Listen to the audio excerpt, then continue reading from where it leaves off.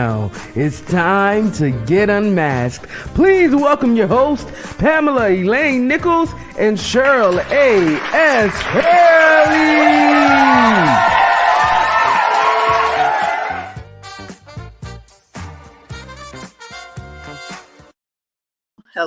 Hello, and welcome to Unmasked Real Talk Live. Now, that introduction, which I absolutely love, it says Pamela Elaine and Cheryl Hurley, but my co-labor in love is not with us on today, but she's here with us in spirit, and she bids you greetings. So again, we are grateful for another opportunity, and we say Happy New Year and welcome to the 6th show of Unmasked Real Talk Live 2024. This, as you already know, is a safe place where we take off our masks, we take them off, and we get real about topics not often discussed authentically. The topics we unmask, they support our goal to help you overcome self-limiting beliefs, or I don't matter, or I am not enough. Our topic today is Grief's Journey, Navigating Loss, Finding Healing, Part 2. Now, today's raffle is a Grief Speaks, the unspoken words only tears can hear.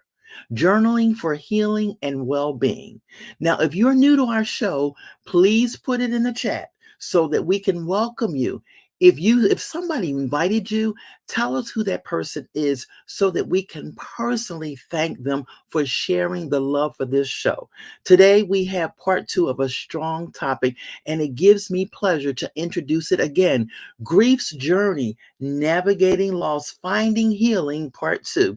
Well, this anonymous quote that says, "Grief doesn't mean you're weak. It's a journey that brings out your inner strength, turning pain into power." Just sit with that for a moment. Sit with that for a moment.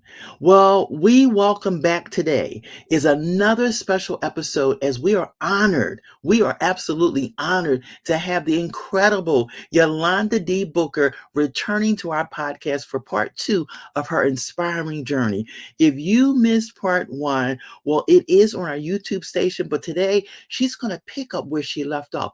Yolanda's story, just for anybody, in case somebody's joining us today for the first time, is a story of a testament of strength and resilience spanning over 2 decades of marriage and a rich educational background. We have somebody with us on today, an author, a certified life coach, and a pre-licensed mental health therapist. Yolanda's narrative unfolds with the heartbreaking battle her son faced against cancer. Out of this challenging experience emerged the profound works of God's Chosen Son and the transformative Grief Speaks journal. Yolanda has found solace in her journey and extended a compassionate hand to others by founding a nonprofit virtual support group dedicated to aiding those in the midst of grief. As a pre-licensed mental health therapist, Yolanda specializes in grief counseling, bringing her expertise, which is phenomenal, to our studio today. Yolanda, welcome back. We are eager to delve deeper into the topics that you have that have resonated with us and many of our listeners since our last conversation. Again, welcome. Thank you so much for having me. Once again, I'm delighted to be here. It's such an honor to be asked to come the first time, but most certainly the second time. Yeah. What happened is that the topic that we talked about, navigating grief and the challenges, and you talked about a process, it was so that we just touched the tip of the iceberg. And for those that were so interested, we didn't get a chance to finish it. And we really want to kind of pick up about the process because you were talking about it and you gave us some pointers to let us know that whatever it is that we're going through, that we have to allow ourselves to go through it and not feel guilty. There are going to be days where we're going to feel okay, and there are going to be days that we don't feel okay. But for those that are struggling in the midst of it and not sure and feeling like there's something wrong, you gave us the confidence that there is nothing wrong. It's a process. So if you can kind of tell us a little bit about that process and kind of pick up there and just kind of lead us in a conversation, we would be so honored. We would be so honored. Sure. So as we pick up from last time, of course, everything that we do is a process, whether we like it or not. And sometimes in grief, we don't realize that it's a process because grief hurts. Yeah. And often we just want it to go away, right? So we search for all these things just to push it to the side to try to get it to go away, only to realize that it's not going anywhere. It can get better, but it doesn't go away because of love. It's because of love that it doesn't go away. It is Yeah. because of love that we continue to grieve, right? And the process is first, I would say, realizing that your grief journey is Mm-hmm. unique, Mm-hmm. right? It's your journey. I think we mentioned that before. Mm-hmm. And in that journey, once you realize that you need to do it yourself, embracing the process that you have been given, Mm-hmm. not comparing your process to anyone's process, Mm-hmm. because we have so many things that we have in common, but certainly there's so many things that is different. And so in that process, we need to understand that we have to take it moment by moment. First of all, it's not hour by hour, it's not day by day, it's really moment to moment. Because I feel like a lot of us struggle Mm-hmm. with moment to moment because, of course, if you will agree with me, Yeah. one moment you can be up and feeling good and it's a good day and everything is going well, and the next moment you feeling like what just happened. And Yeah. I think we battle that in our minds because we begin to say things like, am I crazy, or what's going on with me, or why am I the only one? I'm looking at this person or that person and they look like they're doing fine and it's been this amount of time, and we try to make all these reasons for ourselves, not realizing that it's moment to moment. And Yeah. the moment we are able to embrace that, Yeah. I think, is when um, we enter that place of accepting our journey, not accepting everything that Yeah. goes with, but just accepting the journey. As we talked about, I believe last time, the acceptance of grief and Mm-hmm. being a stage of grief. But Mm. really, the acceptance part is the process. Yeah. Yeah. It is. Acceptance is the process, because accepting grief is the process of living it every day. It's not just accepting that the person, place, or thing is gone, and that you have to live without them, but it's the things you face on a day to day, moment to moment basis that Yeah. you have to accept Yeah. and learn how to, for lack of a better word, normalize or make changes or make adjustments. All of those things is a part of the process. Yeah. As I was listening to you and I'm recalling our previous conversation, Pamela Lane had shared about her sister, and I too lost a sister. And I remember it was a 7-year process before I really came into a place that I could say I Hmm. fully accepted the Hmm. loss. And it was one of those things where, sometimes we can busy ourselves with different things that we're doing just to kind of, for lack of better words, camouflage what we're really feeling and what's going on because we're trying to understand it or process it. But I'll never forget I was in the bathtub and something I saw reminded me of her. And it was at that point I had a breakdown, but it was Yes, also at the point where I was able to accept, if that makes any sense. But it was the it does. weirdest thing that I ever experienced. But for those that are watching and viewing, as you said, it is a process. And I didn't understand it, that I could talk about it because there were moments I couldn't even talk about it. But Mhm. then you said, whether it's a person, place, or things, I recall being separated from a job that I was at for 19 years and I loved it, but it was time for me to release it and let it go. I went through grief associated with that job and I didn't understand it until later on, but there's a loss that you experience. So when we talk about grief, it could be people, places, or things, but again, it is a process. So I really appreciate your saying that because sometimes we think about just a person, but no, Yes, so many other things that it's a process. It is a yes, process. Yeah. absolutely. I always use people, places, and things for that reason, because we lose relationships, we lose marriages, we lose jobs, we lose our identity, we lose our physical health, you know, even one of the things also that many don't talk about is we grieve people who are alive. We grieve people that could be sitting right next to us, our family members who are going through dementia, or it could be that child that you raised a certain way and now they're wayward. And it's like, where's my child? Like, where's my daughter? Where's my son? That is still grief. But we don't name it as grief. We name it everything else. But, it is a form of grief because it is a form of loss. Yeah. So, there's so many things. I mean, the list can go on and on and on of things, but physical health is a big one, even, our youth, things we used to be able to do that we can't do now, or, Or, so many things, finances, you'd be surprised how people, how it affects people. yeah. So really looking at it, and let me just add, one thing that we've lost can trigger the other, Mm-hmm. right? Mm-hmm. So, don't forget your triggers, because you could lose a loved one. I use, for instance, we talk about widows and widowers and in relationships. Mm-hmm. A wife or a husband could lose a spouse. Yes, they lost that person, but they lost their life partner. They lost finances in the home. They lost support. They lost their best friend. They lost, physical intimacy. They lost a lot Yes. other than just that person. So Yeah. all of those other things becomes triggers for Yes. that widow or widower, just for an example. So, don't limit yourself when you're grieving, because in that process, don't be surprised if Mm-hmm. you lose a person, place, or thing, and it triggers all these other things. And you're Yes. like, what is this? Where did this come from? Like, I know when my son was diagnosed with cancer, it triggered me because I lost my mom 20 years prior. And this process was the same, like finding out, and that triggered me. So Mm-hmm. then losing my son triggered the fact that I lost my mom, two of my most closest people in my life, other than my other children, and my husband.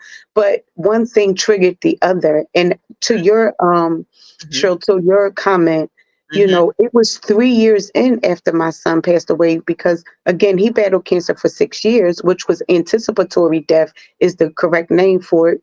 Mm-hmm. Um, and then when he passed away, Mm-hmm. it was 3 years later Mm-hmm. that I had the breakdown Yeah. to Yeah. accept it, to the place that you would have thought I had just gotten a call. Yeah. Yeah. That's how hard it was. But it was in that time Yeah. that branched me over to what I call the other side of better, right? So in my grief journey, my phrase was always, I'm on once I began to heal and felt like, really in my heart, felt like I was healing. When people would ask how I was doing, I would say, I'm on the other side of better, Mm-hmm. meaning I wasn't quite there, but I was on the other side of it. And it Yeah. wasn't until after three years. Yeah. So I tell people, in the first year or so, it's so many things to do Mm-hmm. that you don't really get a chance to grieve. Honestly, even though you may feel like you're in the worst state ever, Mm-hmm. you're so busy with the business that you need to take care of, and tying up the loose ends, and making sure everybody else is okay, and being strong for this one and that one. And then Mm-hmm. at some point it hits you personally. Yeah. So Yeah. don't be surprised. Yeah. You know what? I sit as I'm listening to you, like my eyes are tearing up because how many times so many of us experienced these things and we didn't understand what was going on, that it was a part of grief, and we were made to feel like there was something wrong. And I recall our conversation, we talked about a lot of times how it might show up emotionally, or how you might show up. It's not that you're being moody or irritable or mean. You are trying to process something that you're still trying to get a grip on and understand it, and all the emotion that comes with it. Because even when you talk about that first year, depending on the relationship with the one or the thing that you've lost, you're trying to process and take care of everything and put missing pieces together and tie up loose. Absolutely. Then you got the next year, and then you got the next year. And I could tell you, to your point, you said it was 3 years, and I shared it was 7, but it was one of the most revolutionary things, because I could say, I love you, I gotta let you go. And I Mhm. accept it or I gotta embrace it. And it while it was still painful, because when you lose someone that you love, at the same token, it was liberating in the sense because I felt like I could hear her saying, "Go live your life. I'm good. I'm good." Hmm. You know, Yeah, and I'm just as we're talking about it, how many times, and that's why we said unmasked, real talk live. How many times can we really have real moments and talk about the impact of loss, whether it's people, places, or things, that we can get a greater understanding about it? So I am just so excited, and the chat is blowing up. Just want to share some comment. It's a form of loss that's for shifting my perspective on that when it comes to our children. And you were talking about children. Health challenges in a marriage can cause grief. This is great information. That's just like it's a whole chain. This is great information. Any loss can cause grief. And someone put down there that they were still grieving the loss of a loved one that passed in 2017. And then someone says 2010. And again, because what Yolanda is sharing with us, it is a process. It doesn't matter how long. I think that if this is accurate, Yolanda, I think it's fair to say ever how long it takes for you is how long it takes. absolutely. You can't say it any better than that. And giving your permission for that, right? Giving yourself permission. Because really, let's be honest, like we unmasking this thing, half of what we do is to satisfy those that we make uncomfortable, right? Come on. Half of the persona that we put on is, to be strong is because we've been taught these things. But most of the time, it's not for us.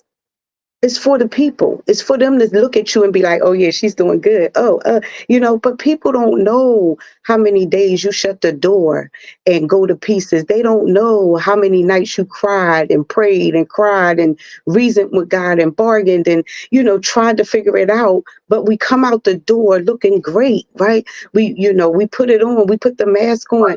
But at the end of the day, you have to be all right for you. One of the things I encourage all of Grief Speaks participants and anybody I come in contact with is own your feelings. You have that right. You Mhm. have that privilege. Now, again, I'm not for 1 minute condoning being mean or nasty or any of those things, but Mhm. it's a way to express how you feel. Communication is key Yes. because a lot of times, I just want to make this point really quickly, if you don't mind. Please. Um, it's important that we communicate how we feel. If it's not a good day, it's okay to say it's not a good day. That doesn't mean that you're weak. It doesn't mean you're not strong. Because here's what happens with that. We don't say how we're feeling for real. We tell the world that we're okay. Everything's fine. I'm all right. Everything's good. Right. And then people stop checking on you. People stop calling you. Because, Mm. because they walk away with, yeah, I seen her yesterday. She's good. Yeah, she told me she was wonderful. Right. And then we sometimes take on bitterness sets in, resentment sets Yeah. in, all of these things because we feel like they forgot about us. Where's everybody at? Nobody understands. But it's our responsibility to let the people know. Listen, I will tell you just a quick story. My grandkids and my kids, I remember around that 3 year mark, I had a night that I really broke down in my house. My Mm-hmm. kids were there, my grandkids were there. And I mean, I'm crying and screaming and I mean, the whole thing. And my kids were like, oh, mom, you all right? No, I'm not. Mm-hmm. Grandmom, you all right? I'm not, but I will be. I need to have this moment. And you know what? It was from that moment of letting them see me broke down. And I didn't put it on them, but letting them see. I wanted them to see that I was human and that Yeah. I hurt. And that Yes. no matter what my title was to them, I was Yeah. a human being. And you know what I have to say from that moment, my grandkids aren't scared when they see me cry. Actually, they embrace it because I've normalized me having those moments. And Mm-hmm. because we've normalized it, when they see me crying, you know what they say? Oh, my mom, what you thinking about, Quill? Oh. Because they make the connection because we've normalized it, but we hide so many things because of what people think, Yes. or what they might feel. But at the end of the day, Yeah. you have to be okay. Yeah. You have to be okay because when everybody else goes back to that life and what they're doing, you have to walk this thing out moment by moment. So Yeah. please embrace and know that it's your privilege and it's your honor to Yeah. grieve what you've lost and feel the way you feel. Yeah, yeah. You know, Yolanda, as I listen to what you just shared, and we're going to go right into our unmasked question, which Mhm, I want you to speak to. But one of the things that I wanted to say, and I remember last time we were together, and I shared this, is a lot of times because we're unwilling to own our feelings, we bleed on people. And mhm, what happens is that we don't do it intentionally. It's because instead mhm. of just saying, I'm not good today, or I'm having a difficult time, we move forward as if everything is okay and we unintentionally bleed on people. Our sister has just given us permission to own our feelings, whatever it is, express it the best that you can so that you can get the support and not be Yes, angry or upset because somebody didn't check on you because you made it seem like you were okay. But for those of us that are watching and experiencing, have the courage to confront yes. what we see when we love a person, because people can say I'm blessed and highly favored all day long and be toe up on the inside. If we're Mhm, discerning that, have the courage to confront in love, to yes. confront in love. So our unmasked question is, as you think about the tough times you've been through, how have they changed you and where did you find strength? We want our community just to put some comments in the chat. But Yolanda, when you think about all that you've gone through, how did it change you and where did you find your strength? So I found my strength in owning my feelings. Mm-hmm. Of course, prayer and asking the Lord to help me, um, and learning to be vulnerable enough with myself, with God, and with those around me that I realized this one I couldn't do by myself. Yeah. I wanted to control it, but I had to be honest and surrender the fact that I couldn't Yeah. do it alone. And that was the start of me getting through it. Yeah. And I find my strength in, like I said, praying. And I think, to be honest with you, I feel like I found strength in being me. Mm, that's beautiful. Being me. I just want to be honest. I bled on some people. I probably hurt some people. Some people hurt me. Um, I've been a people pleaser. I've worn the mask. I've said I'm good. I've shut people out. I've done all of those things that we do, just trying to feel better, right? I tell people I tried it all. You name it, I tried it, right? But Mhm. I realized that at the end of the day, good, bad, or indifferent, I had to learn to be me in Yeah. the parts and embrace me in the parts of me that I don't like or I need help in. I ask the Lord to help me. And then I try to attach myself to people who will help me. But I've come to the conclusion, I don't know if it's age, it's probably age, experience, and all of the in between that has given me the courage, as you used earlier, the courage to just be me, because that's the only person I know how to be. I've tried to be a whole lot of people, y'all. I have. In my hurt, in my pain, in my trauma, in my good times, in my bad times, I've tried to be everything Mhm. for everybody. Mhm. But I'm at a place in my life that I am who I am because God made me that person. And either you love me or you don't. But Mm. I'm going to love me, and Mhm. God's going to love me, Mhm. and I'm okay with that. And it took a real long time to get there, but I'm proud of being that person I am today. I'm proud of being Yolanda. No more, dimming my shine, or making it look good and it's not. I just want to be me. I feel, I finally found the courage and confidence that who I am is enough.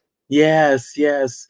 Yolanda, what you just shared is just so powerful. And I don't know if our audience could receive it, but as I heard her say, I love who I am today, I heard Fantasia singing the song, I am who I am today. And you fill in the because. And God knew that whatever it is that we have experienced, it was necessary for us to become who we are today in the becoming. Some of the comments I'm just going to give real quickly. One viewer said it made me more humble and seeking God's face on who I can be vulnerable with. And then someone says, and know when you can handle and how to respond or not respond to someone that is not okay instead of being insensitive. Oh, powerful.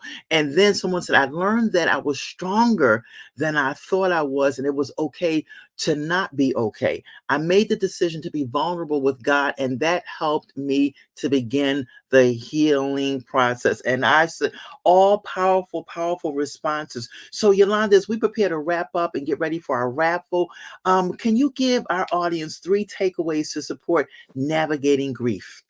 Sure. My 3 points today is prayer, patience, and push. And the reason I give those 3 is because prayer, of course, is going to sustain us. Yes. Patience is going to give us time, but pushing helps us get past our feelings, because there's so many things that we have to do that's not in the feeling. So I know it's days that you don't want to get out of bed. I know it's days that it's hopeless. But if you do these 3 things, give yourself time and push, and just push a little bit harder. I feel that those 3 things can help sustain you on one of your difficult days. Awesome. Awesome. So audience community, she's given us some powerful takeaways that, again, as we talk about grief, it could be in the form of people, places, or things. These 3 takeaways could be used in any one of those scenarios. So again, thank you. But she also has something wonderful for us today. We're going to now get ready to launch our raffle. It's going to be the Grief Speaks, the unspoken words only tears can hear, journaling for healing and well-being. Right now, our producer is going to put that raffle up.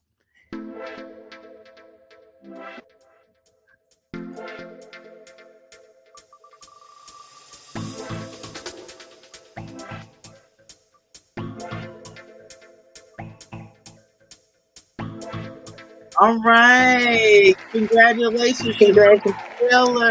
Congratulations. Shanoa, we have your information. I'll share it with our special guest, and she'll get that journal book out to you. Again, Yolanda, thank you so much for your transparency, your willingness to be so vulnerable and so honest with our community. It has been a blessing to each of us.